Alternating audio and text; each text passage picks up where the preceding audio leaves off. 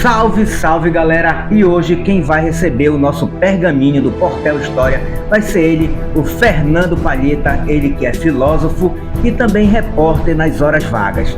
Vamos bater um papinho com ele e vai falar um pouco sobre a Igreja do Divino Espírito Santo, essa aí conhecida como Igreja Velha. Ele tem umas coisinhas bem interessantes para contar pra gente, galera, que vocês vão ficar de cabelo em pé. Então vamos lá bater um papinho com ele?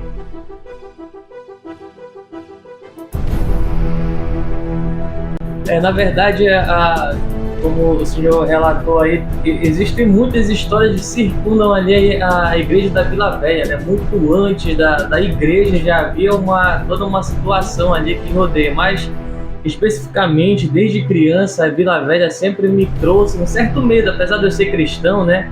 Me deparar com a imagem daquele Cristo que tinha cabelo de pessoas, cabelo real mesmo, né? Inclusive, abrindo um parênteses aqui, outro dia eu estava contando essa história, né, esse relato para uma amiga, e ela me perguntou, aquilo é cabelo de verdade, né? Eu falei, sim, isso que sempre me trazia esse certo medo, né? Inclusive, meu pai foi uma das pessoas que fez promessa, ou melhor, minha avó fez uma promessa e meu pai teve que doar um pedaço do cabelo lá para o santo. E as pessoas falam que aquele santo, aquela peruca, né, que é composta de muitos cabelos, de várias pessoas que fizeram promessa, ele também tem essa função de causar, de se mexer ou de andar por lá, as pessoas vejam ele, né? Mas o que meu pai me conta é que quando ele era criança, ele fez essa promessa, né? Eu não me recordo muito bem qual foi a promessa. Eu sei que meu pai teve um problema na infância de saúde e fizeram essa promessa, que ele tinha que ir lá, tirar um pedaço do cabelo e colocar no santo. É o Cristo da Vila Velha. Ele disse que ele ficou por muito tempo aquela contemplação do cristão, de poder olhar para a imagem do santo, não sabe se em forma de agradecimento ou se por curiosidade, mas ele teve a impressão de ter visto o santo mexer o braço em direção a ele. E ele, com medo, saiu rapidamente de lá. Esse é um relato que meu próprio pai conta, né? Mas existem outras e muitas histórias de pessoas que estão por lá. Aquele santo que tem o cabelo, algumas pessoas que coroinhas, senhoras que estão lá, que limpam lá a igreja, né? Costumam ver passos na igreja de uma pessoa descalça, né? Então é toda uma denominação que a igreja criou em torno da Igreja Velha, né? Dos antigos, né? E as pessoas que são cristãs, que estão participando, que também convivem com isso, né? E aí eles vejam passos de pessoas lá descalças, né? Mas quem estaria descalço na Vila Velha? As senhoras vão lá limpar e vejam. E tem até um tempo atrás rolou nas redes sociais, no WhatsApp principalmente, a imagem do Senhor dos Passos, que é um santo também que ficava aí na Vila Velha com os pés sujos. O que é interessante é que esse santo ele está em Andor, então não tem como ele ficar com os pés sujos, já que ele é levado em Andor, né? Não pisa, não tá no chão. Então, viagem, circulou dentro da comunidade, né? Dos antigos, principalmente. Aí, no caso, ficava pegada. Ficavam pegadas. As senhoras, geralmente, na igreja, aos sábados, elas são limpadas ou melhor, limpas, né? Porque no domingo tem a celebração. No caso do Divino Espírito Santo, que é a igreja da Vila Velha, é no sábado à tarde, por volta das 5, 6 horas da tarde, a celebração da missa, né? Então as senhoras geralmente vão no sábado pela manhã. E aí durante a semana são poucas programações que acontecem na Vila Velha, né? E no sábado pela manhã, quando ela chegava, existia passos de pessoas dentro da igreja descalço, de uma pessoa que estava descalço. A gente sabe, pela nossa culturação, dificilmente a gente vai ver uma pessoa numa igreja, em qualquer local desse público, né? Descalço. E aí se rondou essa história, né? Quem que anda descalço aqui?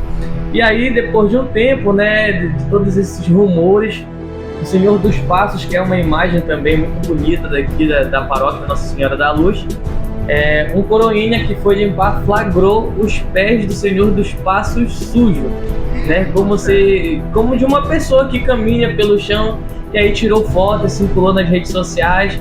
E, enfim, são histórias cara, que rodeiam. Olha, eu tô me arrepiando São aqui, histórias cara, que rodeiam aí a igreja da Vila Velha, assim, que importante. Tu é doido, é muito louco, cara. E tem, cara, meu avô contava, né, quando eu tinha aí por volta de, aí tava com 12 anos de idade, ele me contou, né, que na construção da igreja foi encontrado, né, ossos humanos lá, fêmur, crânio humano, entendeu? Essas coisas, ou seja, a gente sabe que essa área aí, tudinho da beira, é um sítio arqueológico, né, cara? Mas o meu avô fala que a avó dele, no caso, que olha essa onda, isso é muito louco, essa você vai gostar.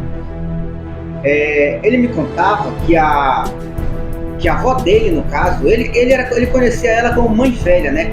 Mas aqui no município de Portel, ela era conhecida como Velha Loba, cara.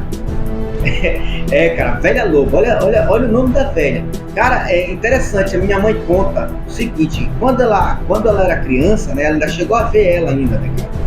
Então ela tinha assim ela tinha assim um naipe assim daquelas bruxas de desenho do Pica-Pau, cara. Bem interessante, sabe? A mãe fala para parecer com a bruxa, faltar ter o sinal aqui e usar a cartola de bruxa, né? Cara, é muita onda, né, cara? E detalhe, ela tinha retrato falado de bruxaria. Gente, cara, era assim, focada a coroa, sabe? Aí, detalhe, ela que contou isso, né, cara? Ela que falava, ela falava, jurava de pé junto que lá era um cemitério. Antes de estar lá, né? Sim.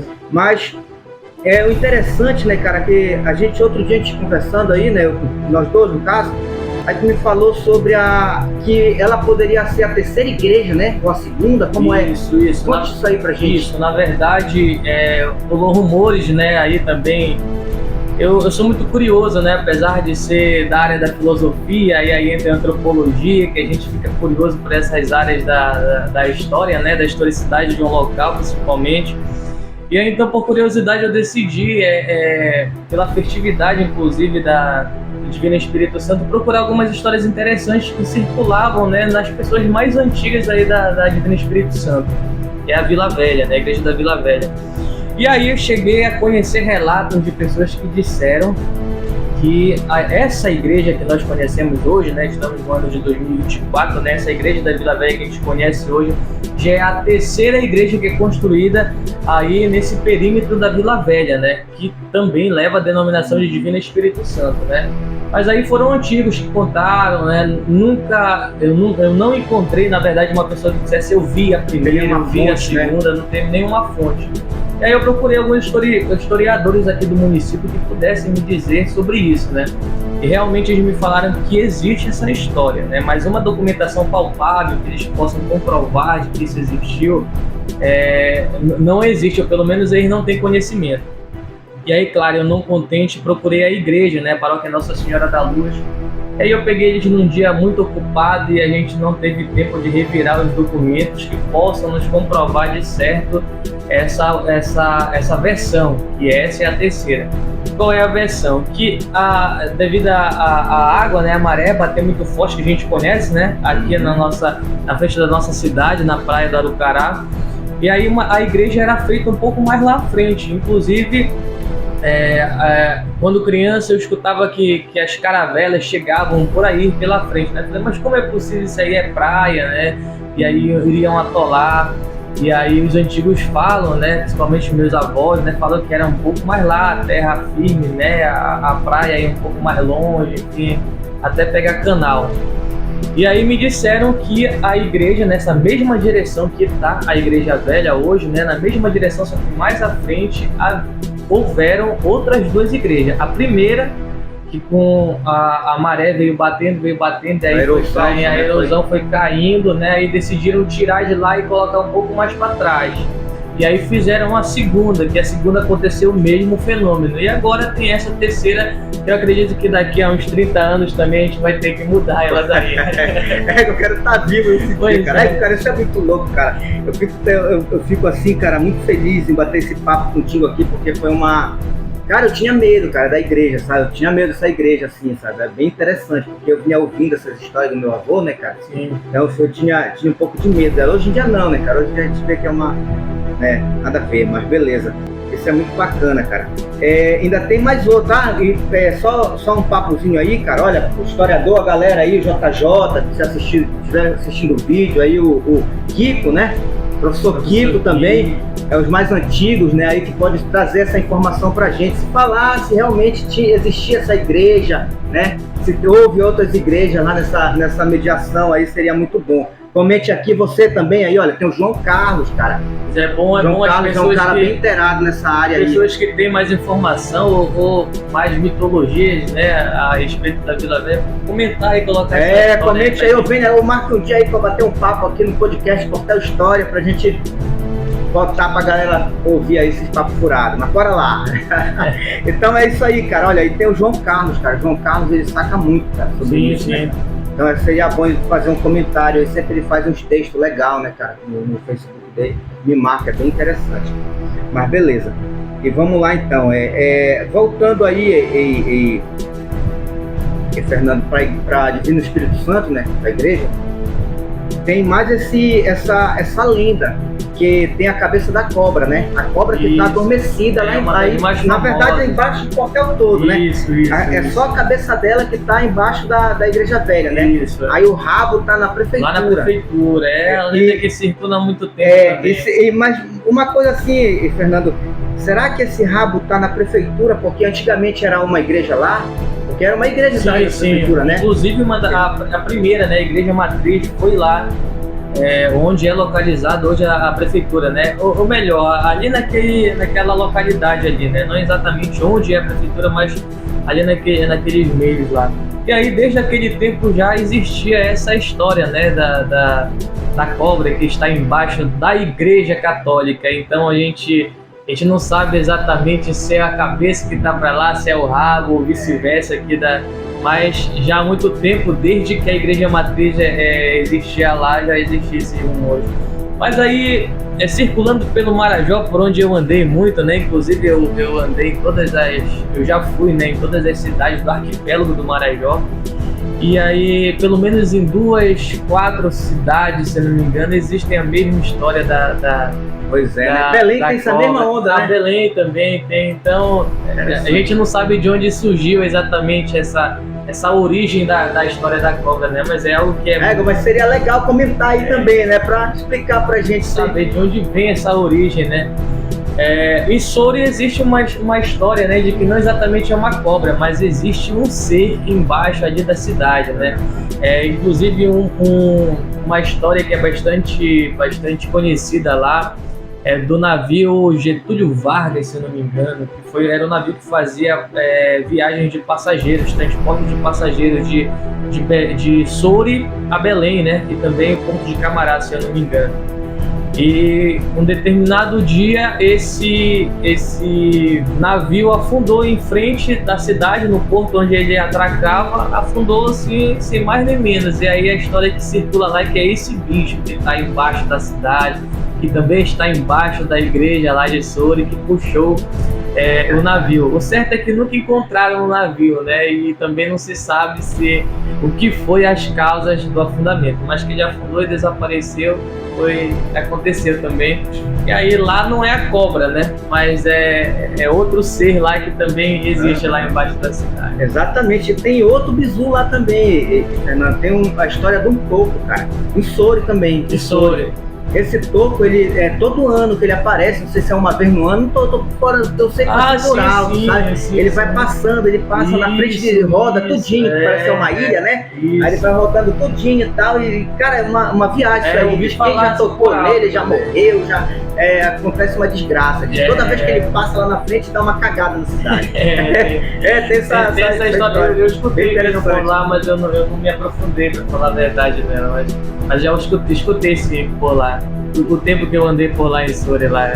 Exatamente. Aí essa cobra que tá embaixo do portel, os caras falam que é o dia que ela acordar, né? O dia que despertar ela vai rachar a igreja no meio, vai sair, a cidade vai rachar também no meio, né? Que ela, de acordo com a história, ela vai zigue-zagueando a cidade até a prefeitura, né? Vai dividir, e aí vai acontecer o final dos tempos de portel. É uma viagem muito louca, cara. Acho muito doido, cara. Isso é um orgasmo pra mim. Sim. Sem dúvida é muito interessante a gente poder Porque eu cresci, né? Eu cresci escutando essa história da cobra, né? De estar aqui embaixo da Vila Velha e vai até a prefeitura. Foi uma história que eu cresci com medo dela, né? E eu esperava que ela não se acordasse até que eu pudesse ganhar a consciência que eu tenho hoje. É uma viagem, cara.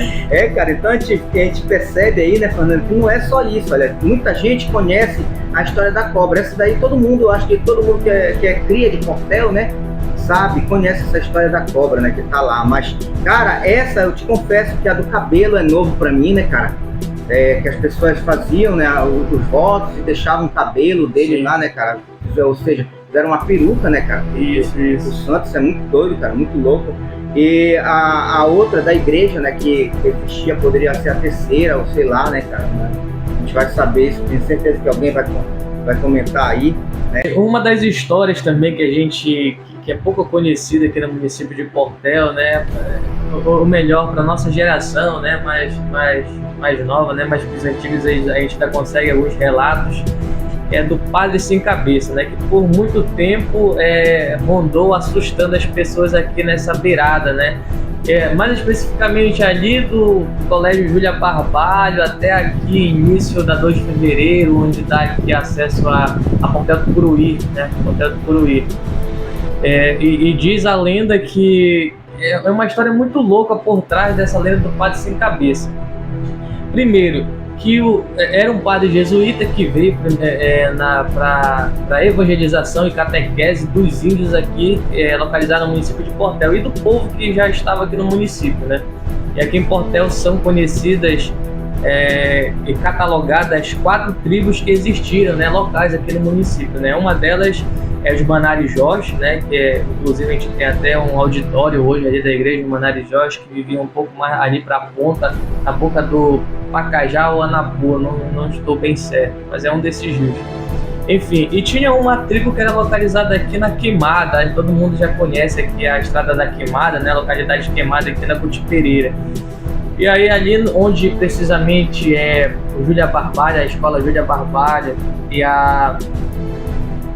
aquele senhor que mora ali no lado, o Mário Preto, né? Mário Preto, conhecendo o Mário Preto, né? Ali, antigamente, era o território onde morava, eram as instalações dos padres jesuítas, e é onde morava o padre Alcântara Penati, acredito que é essa a pronúncia do nome dele, né? E ele, segundo o povo antigo, era o próprio Satanás encarnado, apesar de ser padre. Olha só a história. E aí ele conta ao povo antigo, né, os mais antigos, que ele maltratava muito tanto os fiéis quanto os escravos, porque naquela época mantinha-se também uma fábrica de açúcar aqui no município de Portel, né? Eu procurei saber onde seria essa fábrica de açúcar. A única coisa que é relatada, né, nos relatos que eu consegui alcançar é que era localizada na Portel do Curuí. Mas a gente sabe a extensão que é Portel do Curuí, né? Eu sei muito bem que o meu avô conta que nessa localidade, eu acho que até por um tempo foi localidade aqui em frente ao Paulo Velho aí, como é, do Paulo da Garagem, aquele terreno ali, que era até da sua família, eu acho que ali. Ali da área da Tia Vânia? Eu acho que sim, aqui da Portel do Curuí, aqui nessa rua. Ah, tá, sei, da minha mãe aqui, né? Isso, né? O meu avô relata que naquele perímetro por ali existia muito açúcar, cana. Existia muita cana, mas ele não sabe dizer se exatamente era lá essa fábrica de açúcar, mas era açúcar da cana, né, que faziam aqui. E aí o padre maltratava muito, tanto os trabalhadores, que é dito por escravos na época, né, quanto as pessoas que frequentavam as celebrações e todo o comportamento da catequese que eles trouxeram, né. O certo é que depois de um tempo foi trocado os padres jesuítas aqui, vindo uma nova corte de bispos para cá, e aí o padre Pedro Alcântara, que é esse Satanás em vida que o povo fala, ele se revoltou, inclusive como ele era muito chegado dos índios daqui, principalmente lá da localidade da Queimada, ele pediu para que atacasse as caravelas ainda na chegada de Portel e também depois de se conseguisse as instalações. Eu sei que relatam, né, que houve uma matança, uma chacina nesse tempo, né, que não tinha nem onde enterrar os corpos porque a cidade era até escassa de terreno naquela época, que havia apenas 4 vias, né, 4 ruas aqui no município.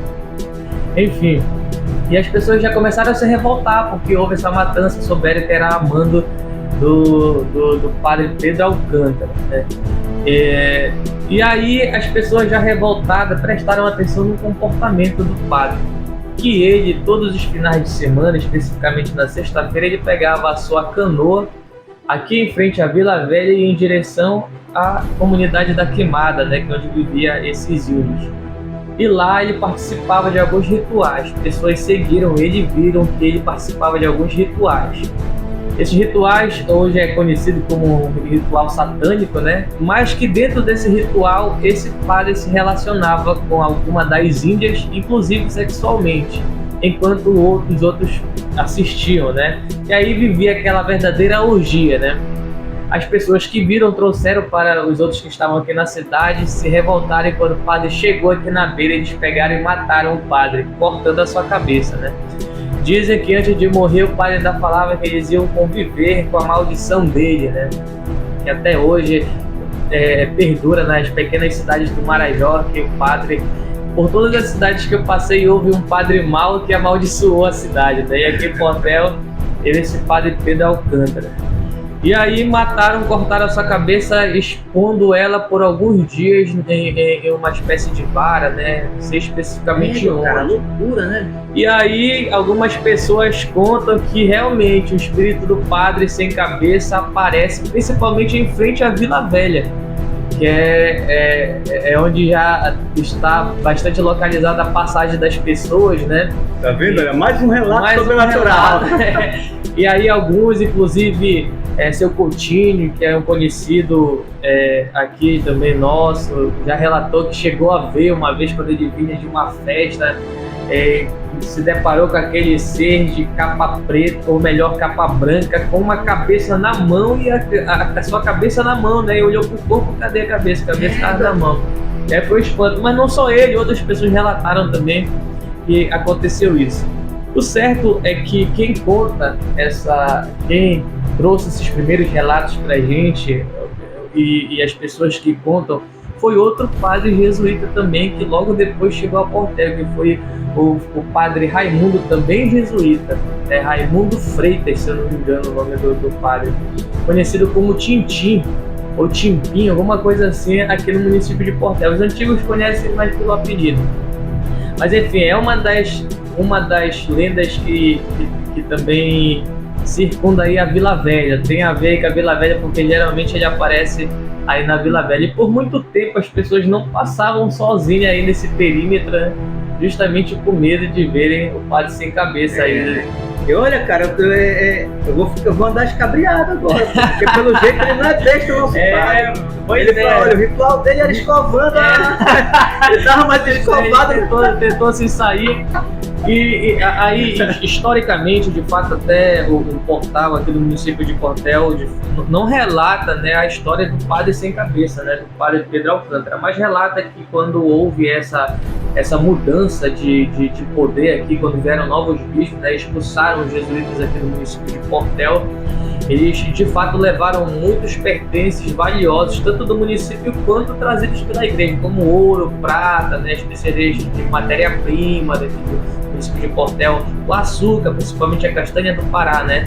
E contam que os padres jesuítas revoltados enterraram alguns dos pertences valiosos, como ouro, prata, tanto ali na frente da Praia do Arucará, especificamente do Júlia Barbalho até a Igreja Velha, que a gente conhece, quanto lá na comunidade da Queimada, lá, que também há alguns ouros ou alguns pertences valiosos enterrados.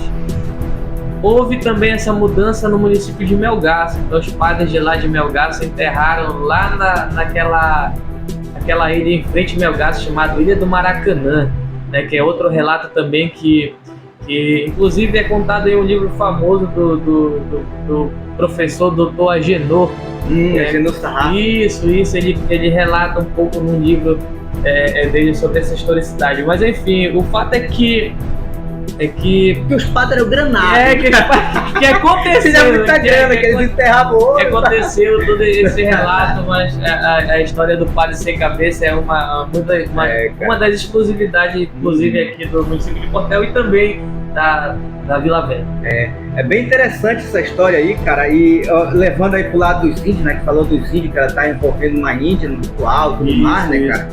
E interessante, olha, os Nhengaíbas, eles viveram aí nessa área, né, aí do Arucará, né? Engraçado que eles ficaram por lá mesmo, porque o mal, né, cara, vinha daí, né, cara? Então eles ficavam aqui, eles ficavam lá como se eles estivessem assim, em posição de ataque ou de guarita pra ver, não, agora fica aqui de olho, se tem alguém daí a gente, né, a gente se toca pra ali, vai pra Ponte Pereira, sei lá, né, cara. Mas é isso aí. Então pronto, meu brother, o padre sem cabeça. Loucura. Mas, Fernando, é isso aí, meu brother. Muito obrigado pela sua parceria aqui com a gente no Portel História, beleza? É um prazer te receber aqui, meu brother. Então, tamo junto, valeu e até a próxima. Espero que a gente venha bater mais uns papos legais por aqui, beleza? Obrigado, eu que agradeço a oportunidade de poder estar contando as nossas histórias, né? Apesar da pouca idade, eu converso muito com os antigos. A gente costuma falar no interior, né, com os mais antigos, e a gente se interessa muito por esses mitos, por essas histórias que, de certa forma, elas aflorescem também a nossa convivência aqui, né? Nós somos marajoaras, a gente vive cercado desses mitos, dessas lendas.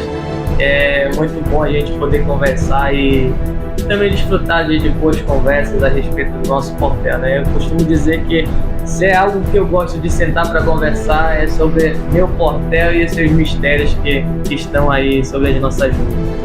Pode crer, valeu!